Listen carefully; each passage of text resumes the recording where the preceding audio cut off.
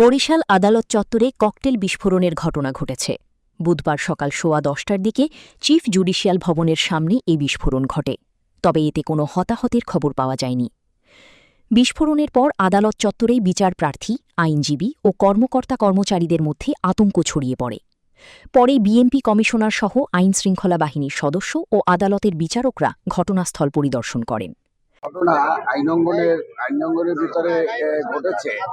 এখানে আমার দৃষ্টিতে যেহেতু বরিশালের প্রশাসন এই যে আমাদের যে ফ্যাসিস্টদের বিরুদ্ধে যে মামলাগুলি হয়েছে সে আসামিগুলোকে তারা এখনো অ্যারেস্ট করতে পারেনি, এবং ওনারা যেহেতু এটা অ্যারেস্ট করতে পারেনি, আমার কাছে মনে হচ্ছে যে ষড়যন্ত্র অংশ হিসেবে তারা একটা আঘাত করলো আইনঙ্গনের উপরে, যার মাধ্যমে ওরা সতর্ক করে দিল যে আমরা মাঠে রয়েছি এবং আমরা মাঠে থেকে প্রশাসনের ভিত নাড়িয়ে দেব। সেইভাবেই আমাদেরকে থ্রেট করার মতোই একটা ঘটনা আজকে এখানে তারা ঘটিয়েছে। আমি প্রশাসনের কাছে আশা করব তারা যে নিশ্চুপভাবে রয়েছে সেখান থেকে তাদেরকে বেরিয়ে আসতে হবে।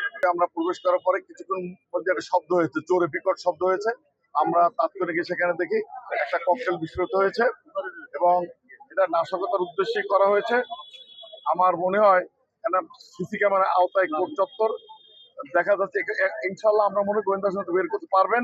আসলে আশ্চর্যের বিষয় যে জায়গা সিসি ক্যামেরা দ্বারা নিয়ন্ত্রিত এবং প্রশাসন, পুলিশ সবাই গোয়েন্দা সংস্থা থাকা সেই অবস্থায় একটি বিস্ফোরণ ঘটিয়েছে, সেটা একটা আশ্চর্যের বিষয়। 10 গজ হবে মনে হয় গেছি আমি, এই স্পট থেকে 10 গজ কি 15 গজ হবে। পিছনে বিকট একটা শব্দ, যখন বিকট শব্দটা হয়েছে তখন মূলত আমি আবার একটু পিছনে এসে দেখি এখানে 8-10 জন লোক ছিল, এরা বিভিন্নভাবে দৌড়ে ছুটোছুটি করছে। তখন স্পটে এসে দেখি এখানে একটা ককটেলের মতো নাকি ককটেল বিস্ফোরণ হয়েছে।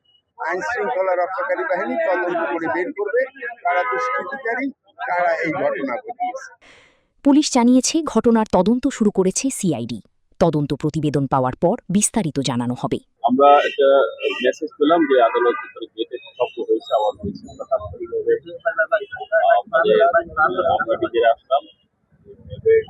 সিও মহোদয় গেছেন, আমাদের সিআইডির এক্সপার্ট টিম যারা, তাদেরকে মেসেজে তারা এসেছেন। ওনারা আলামত সংগ্রহ করে ওরা পরীক্ষা দেখবেন আসলে ঘটনাটা কি। তো আমরা সিসি ক্যামেরার ফুটেজ সংগ্রহ করার চেষ্টা করছি। যারাই সম্পৃক্ত থাকুক না কেন আমরা তাদের বিরুদ্ধে